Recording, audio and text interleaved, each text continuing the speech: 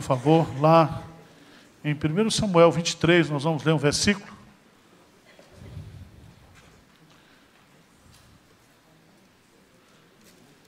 Quem aqui já tomou uma decisão sem consultar a Deus e depois deu bronca? Levanta a mão. Só os normais. Você já tomou uma decisão? Se você pudesse dizer assim, olha, se eu pudesse voltar no tempo, eu não teria tomado essa decisão. E todo dia nós temos que tomar decisões na vida. E Davi vai nos ensinar aqui. 23, a partir do verso 1. Foi dito a Davi: eis que os filisteus pelejam contra Keila e saqueiam as eiras. Versículo 2, vamos ler juntos? Consultou Davi ao Senhor, dizendo: irei eu e ferirei esses filisteus? Respondeu o Senhor a Davi: vai e ferirás os filisteus e livrarás Keila. Porém, os homens de Davi lhe disseram: temos medo aqui em Judá, quanto mais indo a Keila contra as tropas dos filisteus. Versículo 4. Então Davi tornou a consultar o Senhor. E o Senhor lhe respondeu e disse: dispõe-te, desce a Keila, porque te dou os filisteus nas tuas mãos. Versículo 5.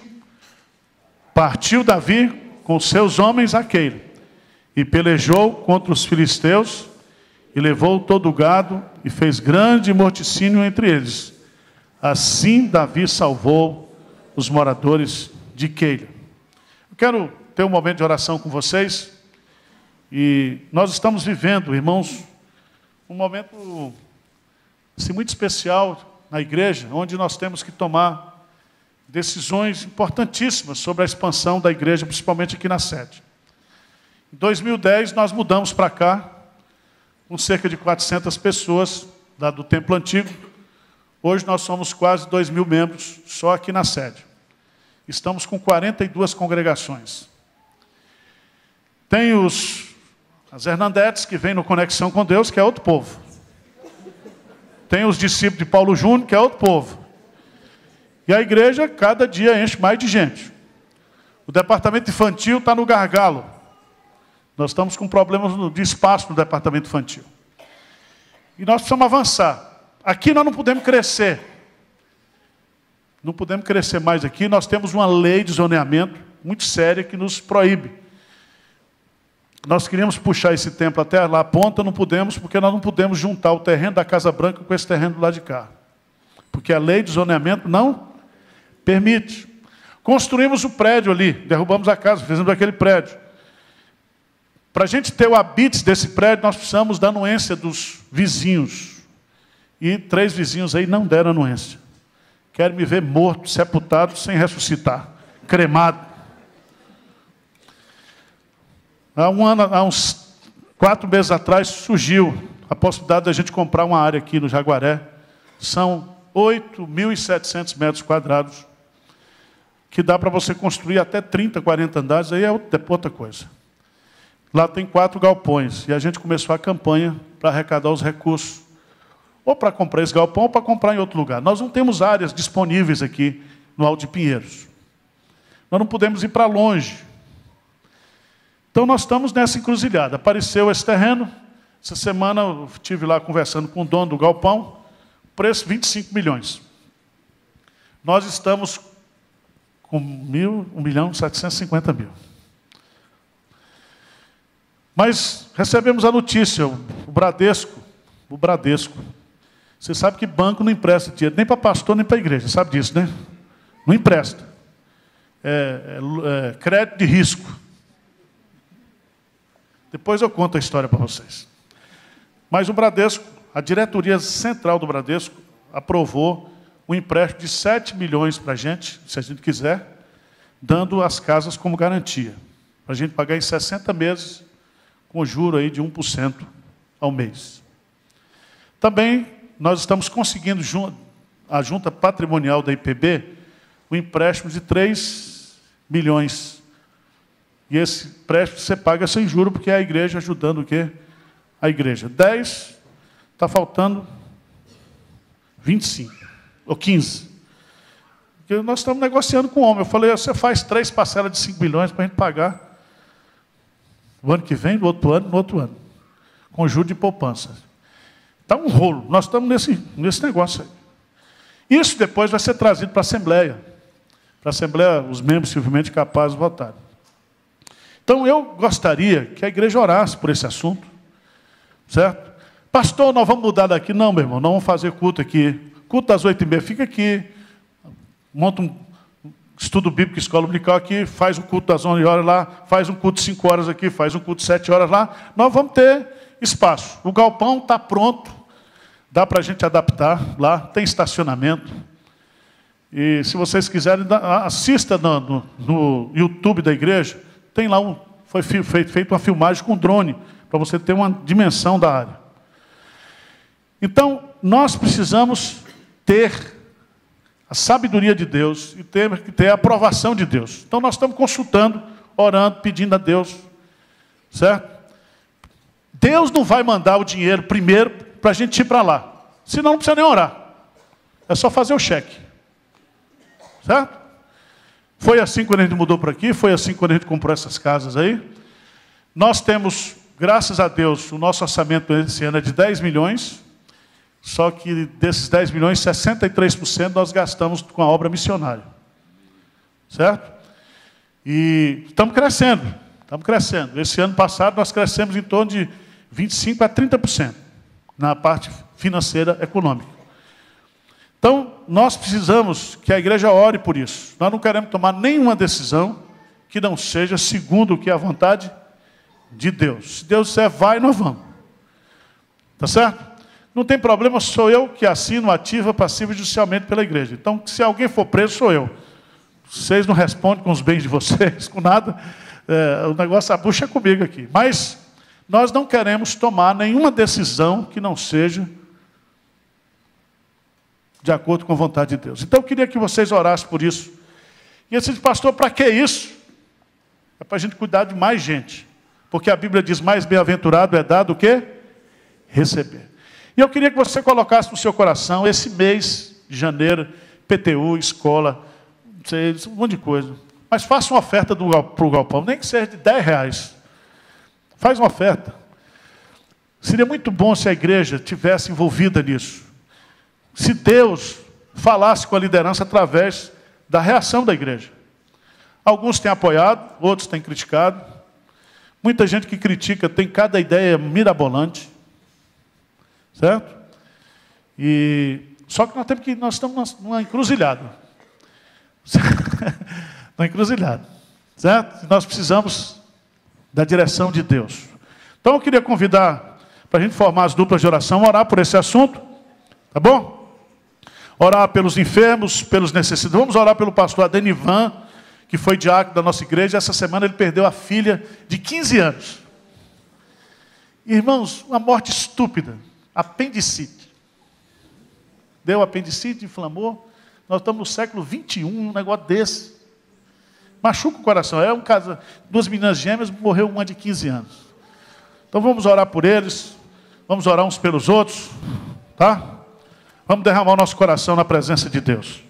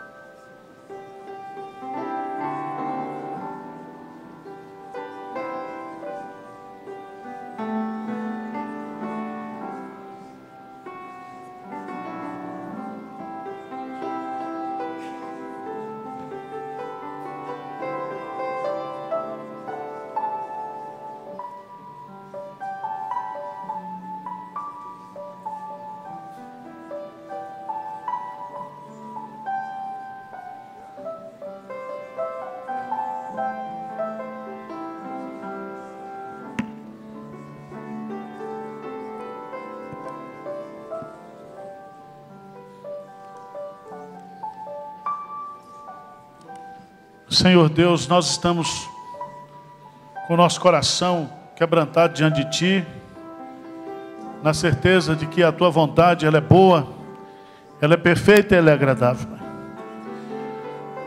Nós consultamos o Senhor, nós estamos aqui como igreja, colocando o projeto de expansão nas Tuas mãos. O Senhor é o dono da igreja, o Senhor é o dono da obra, o Senhor é o Deus de todos os recursos, o Senhor é o Deus da providência. Pai, num país onde o falso evangelho cresce, onde os ensinos humanos estão prevalecendo, ó Deus, sobre o verdadeiro evangelho, infelizmente na cidade de São Paulo, que o Senhor nos dê ousadia, que o Senhor nos dê coragem de pregar com firmeza, com intrepidez, com ousadia, no poder do Teu Santo Espírito, o evangelho da graça do Senhor. E agora, Pai, o Senhor conhece as lutas, as necessidades, as angústias do Teu povo. Que o Senhor visite o rebanho do Senhor nessa manhã, trazendo alento, alívio, encorajamento e, acima de tudo, disposição para Te honrar e Te servir. Fala ao nosso coração agora através da meditação da Tua palavra. Nós oramos humildemente, em nome de Jesus. Amém. Vamos abrir a palavra de Deus no Evangelho de João, capítulo 6, versículo 37, depois versos 44 e 45. Eu quero falar com vocês nessa manhã, meditar na palavra de Deus sobre a salvação segundo Jesus Cristo. A salvação segundo Jesus Cristo. Preste atenção. A coisa mais importante para você nesta vida é a sua salvação pessoal. Esse é o assunto mais importante. Você não pode partir para a eternidade sem ter uma experiência de conversão, de regeneração, de novo nascimento. Os outros assuntos, todos eles, são assuntos supérfluos diante da seriedade que é a salvação da sua alma. Depois que você morrer, você só tem dois destinos. Ou você vai para o céu, ou você vai para o inferno. Ou você vai para a presença de Deus para desfrutar da vida eterna, ou você vai para o inferno, para a segunda morte, e eternamente você estará separado de Deus em tormento eterno. Então você precisa entender bem essa doutrina e resolver esse assunto com Deus. Amém? Amém? Tá bom. João 6,37. Vamos a uma só voz? João 6,37. O que é que diz? Todo aquele que o Pai me dá, esse virá a mim. E o que vem a mim, de modo nenhum o lançarei fora. 44, 45. Vamos lá? Ninguém pode vir a mim se o Pai que me enviou não o trouxer. E eu o ressuscitarei no último dia. Está escrito nos profetas, e serão todos ensinados por Deus. Portanto, todo aquele que da parte do Pai tem ouvido e aprendido, esse vem a mim. Preste atenção, só há duas correntes teológicas acerca da salvação. A primeira delas é que a salvação é um ato humano. Eu decido a minha salvação. Eu produzo a minha salvação, quer seja através das boas obras, quer seja através da moralidade, quer seja através do cerimonialismo religioso. E é interessante porque todas as religiões que nós temos no mundo, a maioria delas, exceto o cristianismo, tem como pressuposto de que eu posso me salvar, que eu posso produzir a minha salvação. O espiritismo pensa assim. A teologia da prosperidade pensa assim. E a gente poderia trabalhar, mas O mais importante que eu quero colocar para você nessa manhã é que a segunda corrente da salvação a salvação é um ato exclusivo de Deus. Só há salvação porque Deus nos salva. Só há salvação porque há uma iniciativa de Deus para nos salvar. E aí, vem essas discussões, né? Discussões que você vê na internet. Lei e graça. E aí você encontra aquela discussão antiga, terceiro e quarto século, Agostinho e Pelágio. E agora tem uma doença aí na internet que é calvinismo ou arminianismo. E as pessoas estão se degladiando, e eu espero que, além da discussão, que cada um tome uma decisão. Porque você pode ser calvinista e ir para o inferno. Se você for um calvinista teórico. Você pode ser arminiano e ir para o inferno. Diz que um calvinista chegou no inferno e diz, mas eu dava aula lá em Pinheiros. Eu era professor da escola dominical. Conhecia a Constituição, conhecia a Confissão de Fé de Westminster, subscrevia. Só que você não aceitou Jesus. Por isso que você não está aqui. Então, antes de pensar em ser um teólogo, seja um crente. Seja um crente. Eu vi essa semana uma frase que a salvação da igreja evangélica é ser cheia de Calvino.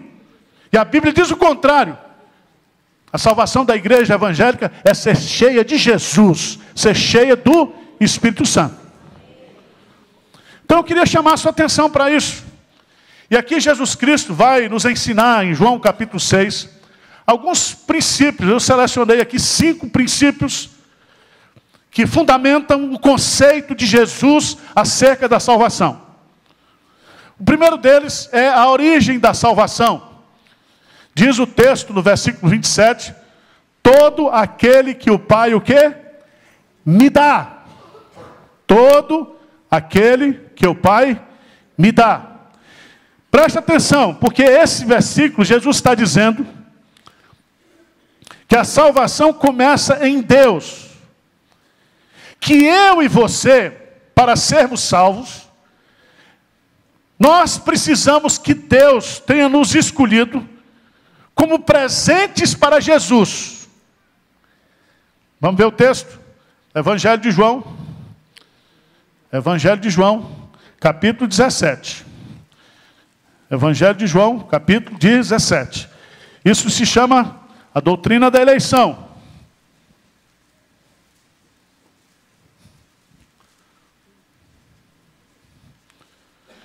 Leia comigo, versículo 6. O que diz? João 17, 6. Manifestei o teu nome aos homens que me destes do mundo. Eram teus, tu nos confiastes, e eles têm... Agora eles reconhecem que todas as coisas que me têm dado provêm o quê? De ti. Você precisa entender o seguinte, que eu e você só podemos ter a salvação de Deus se Deus nos escolheu e nos presenteou para Jesus. Jesus vai dizer, eu converti aqueles que o Senhor me deu. Eu chamei aqueles que o Senhor me deu. E eu quero que o Senhor os guarde. Eu não peço que os tire do mundo, mas que os guarde do mal. Então Jesus Cristo não somente... Ele tem esse conceito de que nós somos dele. E que a nossa permanência nele depende da intercessão dele. Ele está claramente defendendo aqui a doutrina da eleição. Vamos voltar lá para João capítulo 6. João capítulo 6. Todo aquele que o Pai o quê? Me dá. Ser salvo é ser um presente de Deus para Jesus. Então preste atenção, não é você que abre o seu coração para Jesus entrar.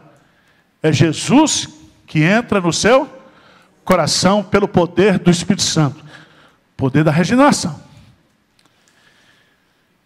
Você diz, pastor, mas eu não entendo muito esse negócio de eleição. É melhor você ser eleito, burro, e ir para o céu. Não tem problema.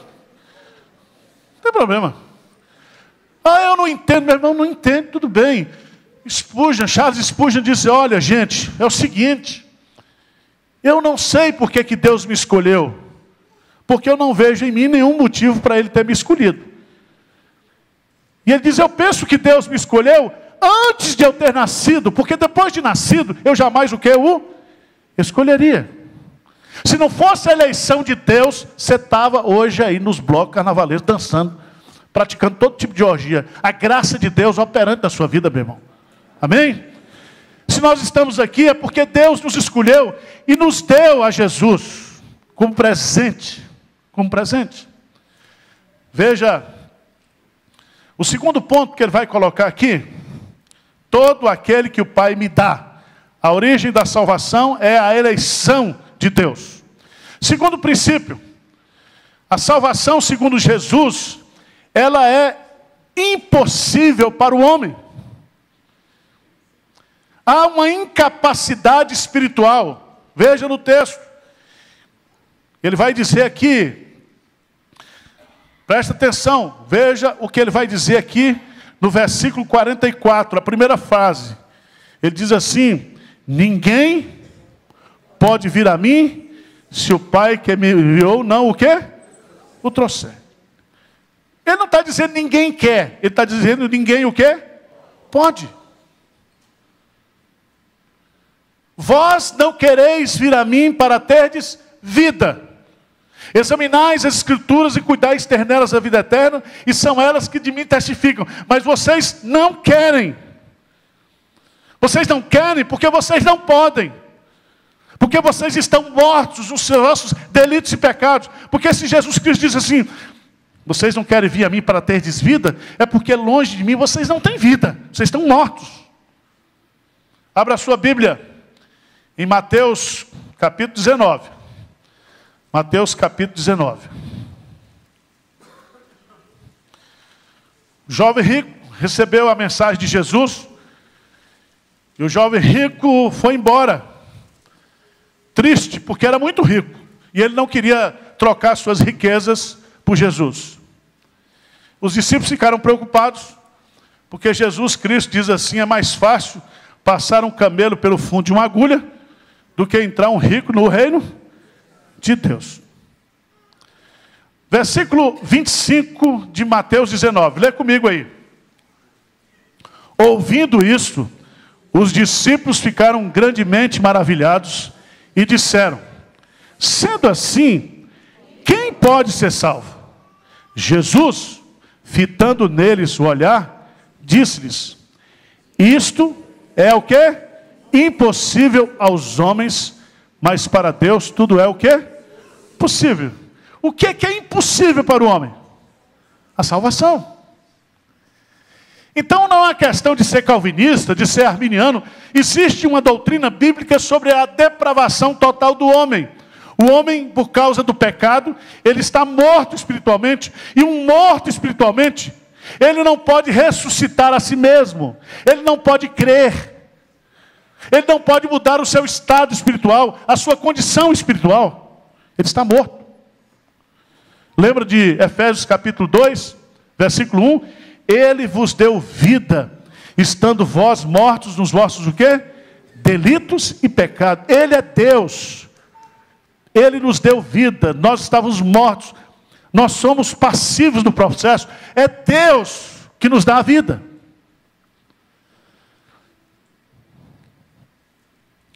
Terceiro argumento de Jesus, a salvação segundo Jesus, ela se origina em Deus na sua eleição.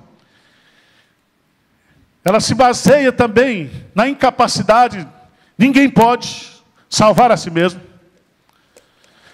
Mas há uma terceira lição, é que essa salvação, ela é necessária para nós. E essa necessidade que é revelada aqui no texto, é que todos nós, para sermos salvos, nós necessitamos ir a Jesus. Presta atenção, não é ir à igreja. não é ser presbiteriano, calvinista, reformado. Você precisa ir a quem? A Jesus. Depois você abraça o calvinismo. Certo? Depois você vira reformado. Mas primeiro, antes de passar para o Calvino, passa no Calvário. Passa em Jesus. Veja que aqui no texto, vamos ver lá o texto de Mateus, de João, capítulo 6. Ele diz assim: todo aquele que o Pai me dá, esse virá a mim. E ele repete: o que vem, o que? A mim. No versículo 44, ele diz: ninguém pode vir o que? A mim. Depois no versículo 45, ele diz: portanto, todo aquele que da parte do Pai tem ouvido e aprendido, esse vem o que? A mim. Ele vai usar o verbo ir a ele aqui 4 vezes. Então presta atenção, ir a Jesus é a necessidade que nós temos para recebermos a salvação. Por que nós temos que ir a Jesus? Ir a Jesus, você vai num ato de fé, de confiança e de compreensão de que fora de Jesus não há o quê? Salvação. Você vai a Jesus porque há um só Deus e um só mediador entre Deus e os homens, e esse é Jesus. Você vai a Jesus porque Jesus, Ele é o único caminho, Ele é a única verdade, Ele é a única vida, e só através de Jesus é que nós chegamos até Deus. Você tem que ir a Jesus porque fora dele não há salvação. Foi Jesus que morreu por você, que assumiu as suas culpas, o seu pecado. Foi Jesus Cristo que ressuscitou para lhe dar a justificação pela fé. Foi Jesus que fez toda a obra. E nenhuma outra obra, senão a de Jesus, poderia satisfazer a justiça de Deus. Nós só podemos ser justificados, nós só podemos receber a declaração jurídica do tribunal de Deus, do juiz dos juízes, de que nenhuma condenação há para mim e para você, porque nós estamos em Cristo Jesus. Fora de Jesus não há salvação. Então nós temos que ir para Jesus. Veja no Evangelho de João, capítulo 7.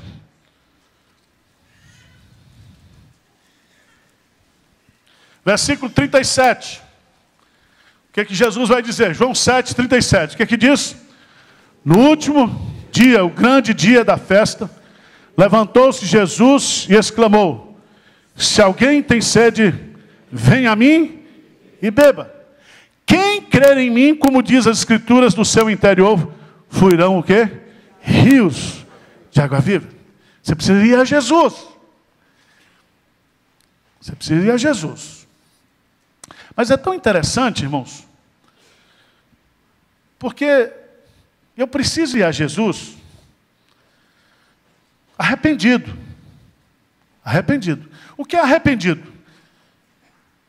Arrependido é você reconhecer que você é um pecador. É você dar meia volta no caminho que você está andando, caminho de morte, caminho de pecado, caminho de destruição, e pela fé você se converter e voltar-se completamente para Deus. Você precisa ir. Conversão implica em arrependimento e fé. Arrependimento, eu reconheço os meus pecados. Fé, eu creio que o sangue de Jesus me purifica de todo pecado. Mas há um detalhe aqui no texto, no versículo 45,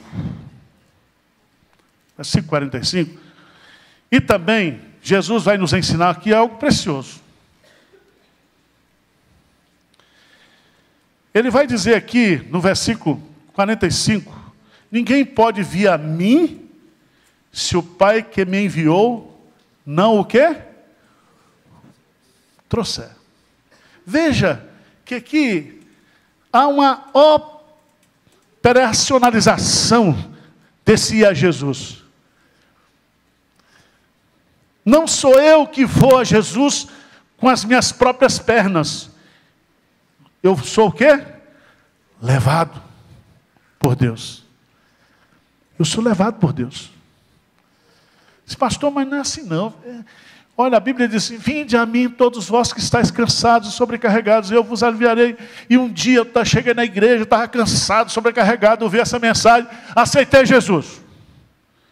Só que de trás da porta do convite, tinha lá essa verdade. Ninguém pode vir a mim se o Pai não o trouxer.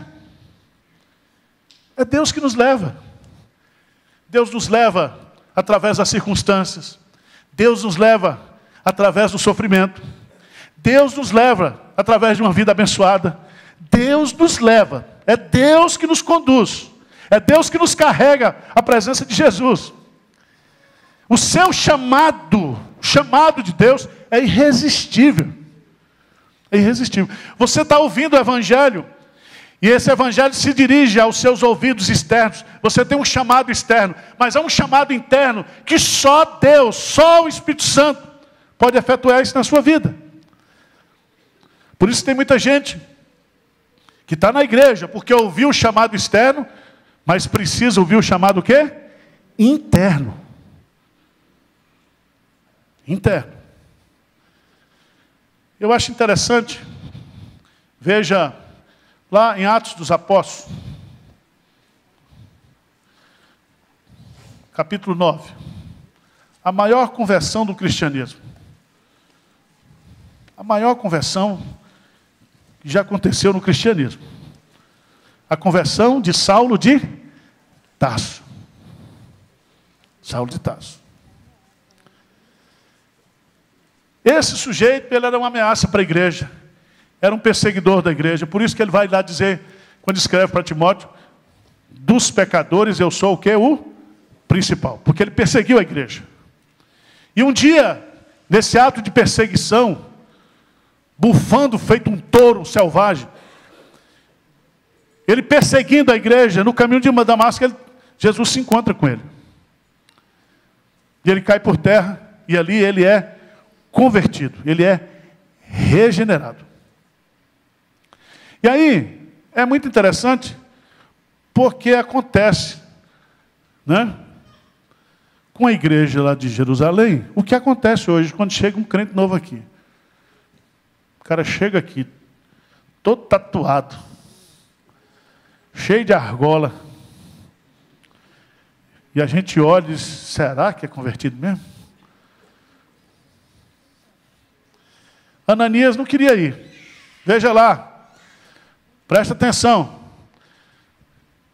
Versículo 10, ora havia em Damasco um discípulo chamado Ananias. Disse-lhe o Senhor, numa visão, Ananias, ao que respondeu, eis aqui, Senhor. Então o Senhor lhe ordenou, dispõe-te, vai à rua que se chama direita, na casa de Judas, procura por Saulo a apelidade de Tarso, pois ele está o quê? Orando. Versículo 13, Ananias, porém, respondeu, o Senhor de muito tem ouvido a respeito desse homem, quantos males tem feito aos teus santos em Jerusalém. E para aqui trouxe autorização dos principais sacerdotes para prender a todos que invocam o teu nome. Versículo 15, lê comigo aí.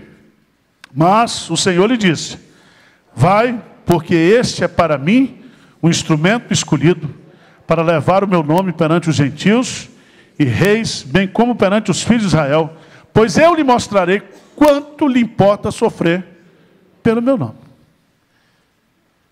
Ananias, é o seguinte, está tudo sob controle.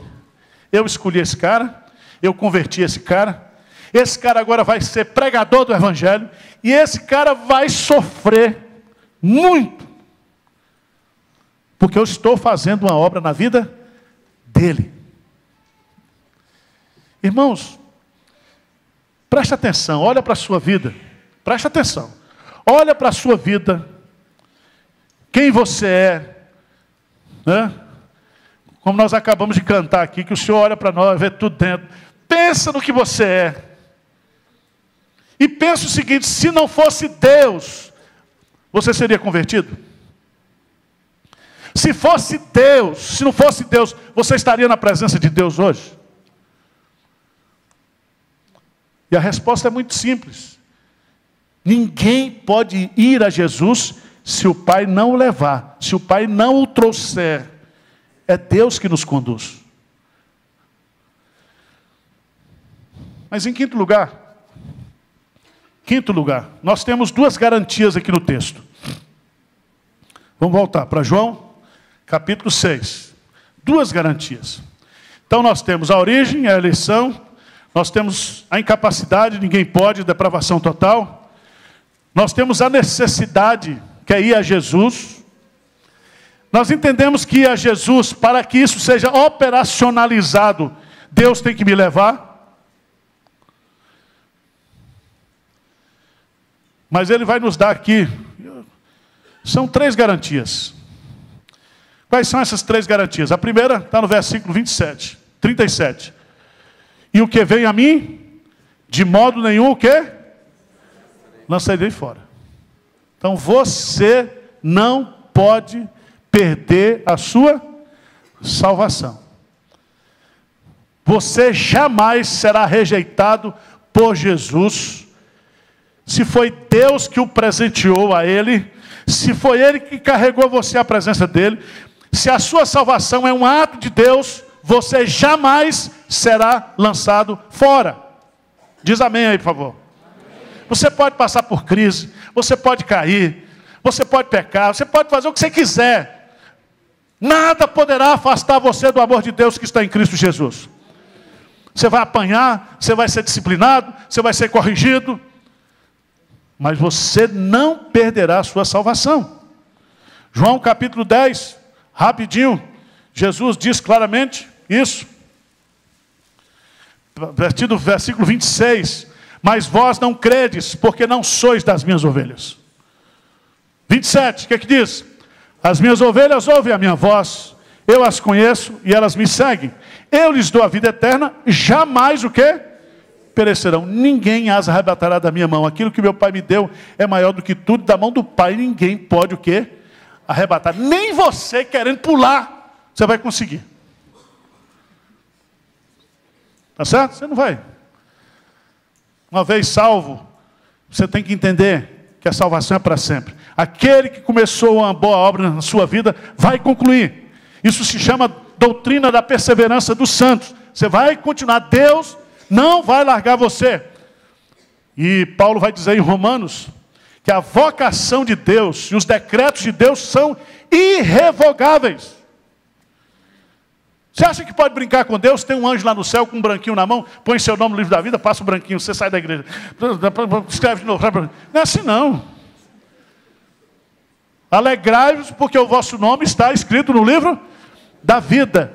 E escrito lá no livro da vida, você é salvo aqui na terra e você jamais perderá a sua salvação. Segunda coisa maravilhosa, que a segunda garantia maravilhosa que está aqui no texto de João 6, versículo 39, versículo 44, ninguém pode vir a mim se o Pai que me enviou não o trouxer, e eu o ressuscitarei no último dia. O que significa isso, gente? Significa que a nossa salvação está garantida até o último dia. O último dia da nossa existência aqui, ou o último dia quando Jesus Cristo voltar. Se Jesus Cristo voltar essa semana, está garantido. Se você morrer antes, já está o quê? Garantido. A sua ressurreição está garantida. Ele vai ressuscitar você. E aí, o apóstolo João vai dizer que nós seremos semelhantes a Ele. E o veremos como Ele é. Amém? Nós receberemos um corpo semelhante ao corpo de Jesus. Mas há uma terceiro aspecto de garantia que eu acho maravilhoso, essa promessa. Versículo 45.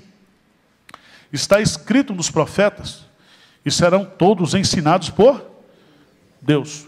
Portanto, todo aquele que da parte do Pai tem ouvido e aprendido, esse vem o quê? A mim. Preste atenção.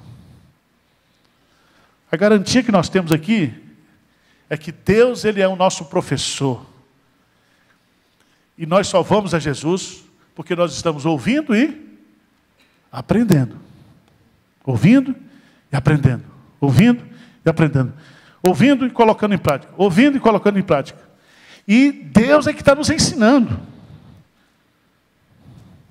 Quantos sermões ruins você já ouviu? Já viu muito sermão ruim? Deu vontade de nem voltar para a igreja? Esse pode ser um, você pode até achar. Irmãos, são tantas as razões e os motivos que a gente tem para desistir mas somente aqueles que são ensinados pelo Senhor. É que vão o quê? A Jesus e serão ressuscitados nos últimos dias. Isso é maravilhoso.